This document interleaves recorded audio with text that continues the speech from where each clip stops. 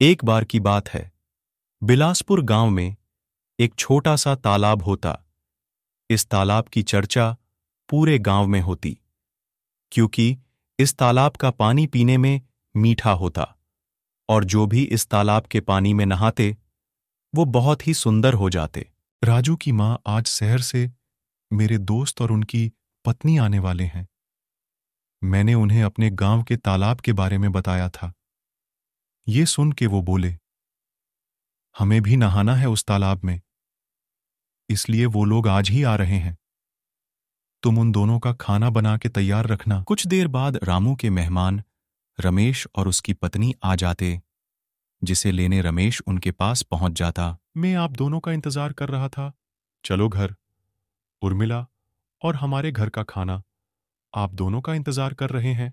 इतना बोलकर रामू रमेश और उसकी पत्नी को लेकर अपने घर आ जाता, जिसके कुछ देर बाद रमेश रामू से बोलता, रामू भाई, अब घर तो आ गए। अब हम आपके गांव के प्रचलित उस जादुई तालाब को देखना चाहते हैं। जरा हम भी तो देखें, उस तालाब का पानी हमें सुंदर बनाता है कि नहीं। इतना बोलकर ये लोग तालाब के पास जाने लगते। ये लोग जैसे ही तालाब के पास जाते, ये बोलते, ये तालाब तो बहुत ही खूबसूरत है मंजू। इस तालाब ने इस गांव के कई लोगों को सुंदर बना दिया। चलो, अब हम भी इस तालाब में नहाते हैं और हम भी सुंदर हो जाएंगे। हाँ रमेश, ये तालाब का पानी तो बहुत ही साफ लग रहा है। अब मुझसे और रुका नहीं जाएगा। मैं चली तालाब में डुबकी लगाने।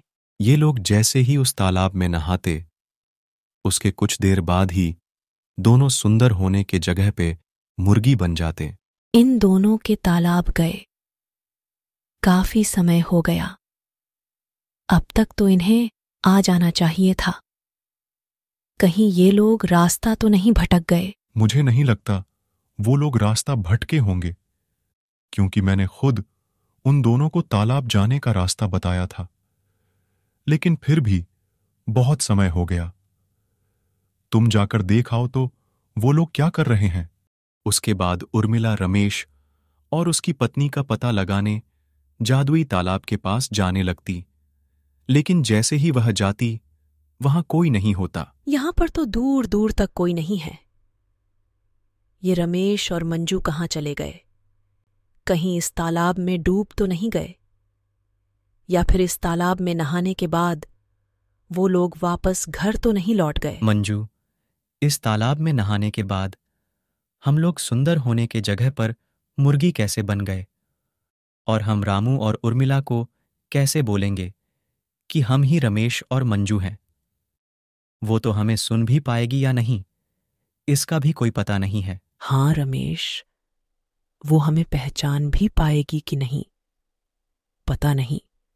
लेकिन ये तालाब इस गांव के सभी लोगों को सुंदर बनाता है। फिर हमें क्यों मुर्गी बना दिया? कहीं ये हमारे बुरे कर्मों का असर तो नहीं?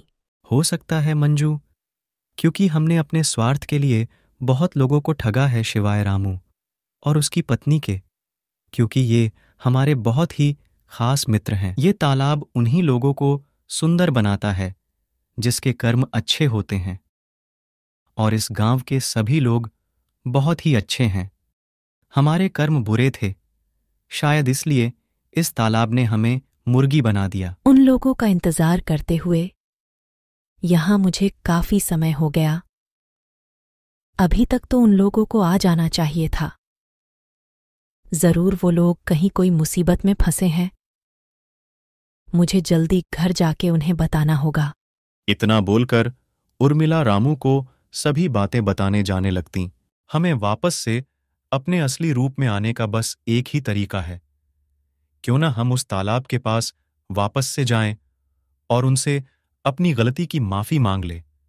मुझे यकीन है वो हमें ठीक कर देंगे। इतना बोलकर ये लोग उस तालाब के पास पहुंच जाते। हे जादुई तालाब, हम अपनी गलतियों को स्वीकारते हैं। आपने अपने गांव के सभी लोगों का हमेशा ख्याल रखा है, हमेशा उन्हें खुश रखा है, तकलीफों से बचाया है। हम भी अपने बुरे कर्मों को त्याग कर एक अच्छा इंसान बनकर आपके शरण में आना चाहते हैं। कृपया करके हमें अपना वास्तविक रूप दे दीजिए। ये लोग जैसे ही इतना बोलते, तालाब इनकी बातों से खुश हो जाता और इन्हें इनका वास्तविक रूप दे देता। धन्यवाद जादुई तालाब, हमें एक सही मार्गदर्शन देने के लिए। अगर आज आपने हमें सज़ा नहीं दी होती तो शायद हमें अपनी गलतियों का कभी एहसास नहीं होता और हम कभी सुधर नहीं पाते। इतना बोलकर ये लोग खुशी खुशी रामू के घर की तरफ जाने लगते और वही रामू और उर्मिला दोनों इनके खो जाने से पूरा परेशान होते। क्या बात है रामू भाई, बहुत परेशान दिख रहे हो, कुछ हुआ है क्या?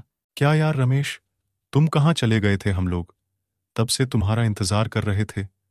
उर्मिला तालाब गई तो देखी वह तुम लोग नहीं हो। हम लोग तो पूरा घबरा गए कि कहीं तुम लोग कोई मुसीबत में तो नहीं फंस गए। अरे नहीं भाई, चिंता की कोई बात नहीं है। हम लोग तालाब से नहा के सोचे इस गांव में भी घूम ले, तो वही हम दोनों गांव घूमने चले गए, इसलिए देर हो गई और हम तालाब में नहीं मिले।